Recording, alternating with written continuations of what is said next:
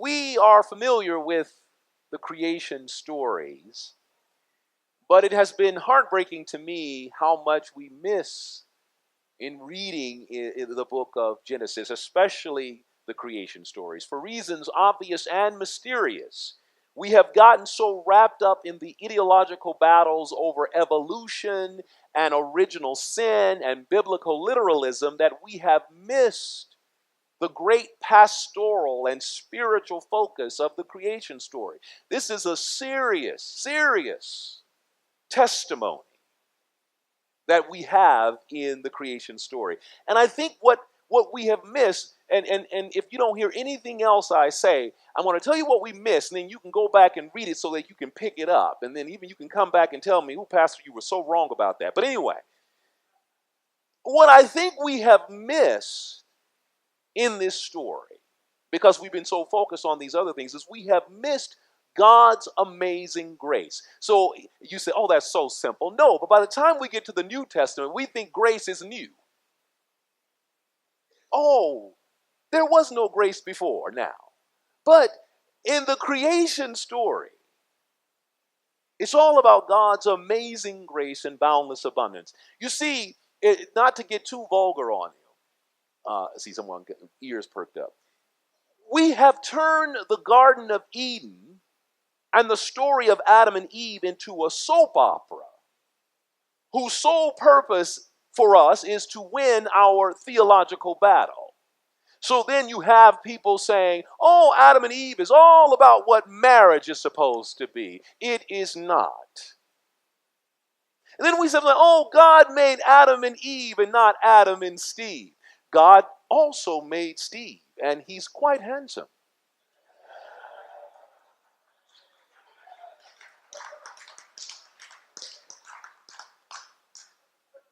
And the sad result is that as we keep missing out on all of this, we are missing it's a powerful illustration of just how wantonly generous God is.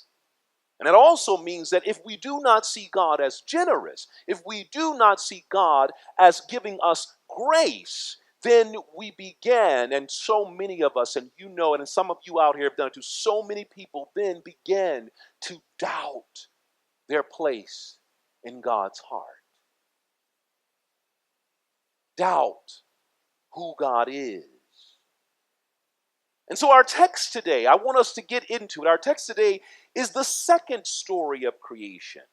And unlike the first story, which provides a day-by-day account of the origins of the natural earth and the animal and plant life as envisioned by the priests of Israel, the second account of creation is a succinct, to-the-point parable about a God who is intimate and determined to usher in something new and bold and big. It's very clear. Before God made the heavens and the earth, nothing existed on the earth. No fields or pastures of vegetation, no plant and animal life to speak of.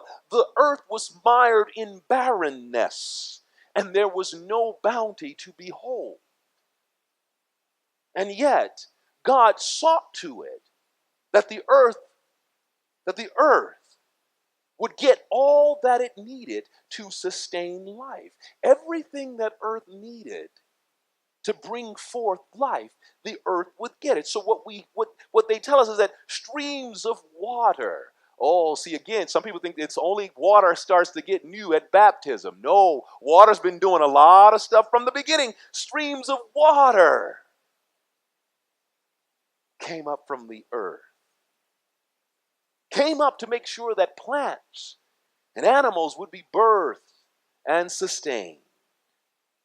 Then God formed a human being from the dust of the ground and breathed the breath of life into the human's nostrils and brought life. Brought life.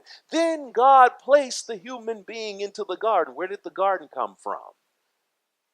All that water. All that water created the garden. Then God placed the human being in the garden that came forth because of the water and the dust and told the human, you may eat. You may eat from any tree in the garden. But here's the thing.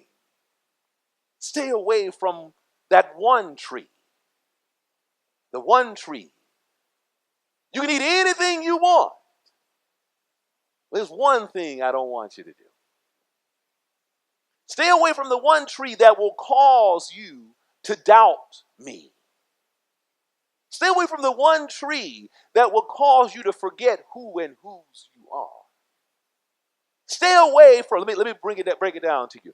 Stay away from anything that tries to convince you that there is no abundance. Oh, see, I just said something. Y'all missed it. Stay away from anything that makes you think that there isn't enough to go around. Stay away from anything that tells you that life is dry and barren and there is no life in it. Stay away from it. Stay away from anything that tells you that, oh, this is the end because I said so. No, God didn't say so. Stay away from anything that causes you to doubt who God is. Now, before anyone approaches this text with the aim of determining whether it is indeed a fact, notice I hadn't said anything about truth. I hadn't said anything about science. I hadn't said anything about whether or not we can prove anything. Because what I want us to do is to meditate on what this account is really saying about God. Let us put aside the debating of this text and take on the meditating on this text. There is no, let's not debate someone's testimony. Let's meditate on what someone said to us. I don't want anyone to start working through the various scientific theories about what happened. Rather, I want us to think about what this account says about a creator who uses the divine prerogative to bring life and food and growth and newness where there was none. Forget about all the theories and interpretations of evolution and original sin and biblical literalism. And you know me, I can debate that all night long. But forget about all that. And think about what picture is being painted about God. And here's what, now I'm going to give it to you. I'm not going to even hold it back. All we see here is a God who is acting, creating, giving, providing, bringing into being life, and providing all that life will need to thrive and grow. This is not a stingy God. This is not a greedy God. This is not a God that pits life against life. This is not a zero-sum God mired in scarcity. No, this is a God, but I want you to think about that. It isn't in there. Look at all the gifts that God has provided in these few short lines of scripture. All of that. I just want you to think about all the gifts. And I'm going to point out three, but there's more in there. I just want to point out the three that just sort of raise up right away. The three gifts that illustrate divine. First, the first gift we get is the essence of the divine. What are you talking about? God breathes into the nostrils of the human being the breath of life. Consider that. Our very bodies are infused with the divine breath of life. We are made from divine stuff. How dare you look at yourself as somebody not to be loved?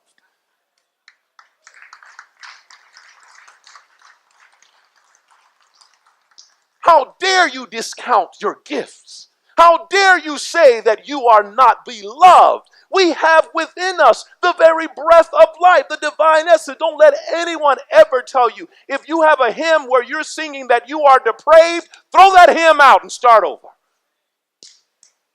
We are not depraved and worthless. No, we carry within us the divine material. Divine material is embedded in every atom, molecule, and cell of our bodies. Oh, you are God stuff.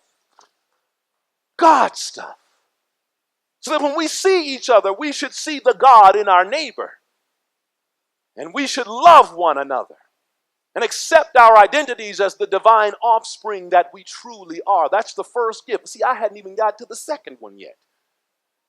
The first gift The first gift. The second gift we are given is the abundant harvest from the earth. You know what? I think about it. Think about it. We take it for granted. We go to the market and we pick through those vegetables and their fruit, and then we get an attitude if it doesn't look as good as we want it to look. But anyway, we pick through it. And you think about it. All of that started from seed and dust and water.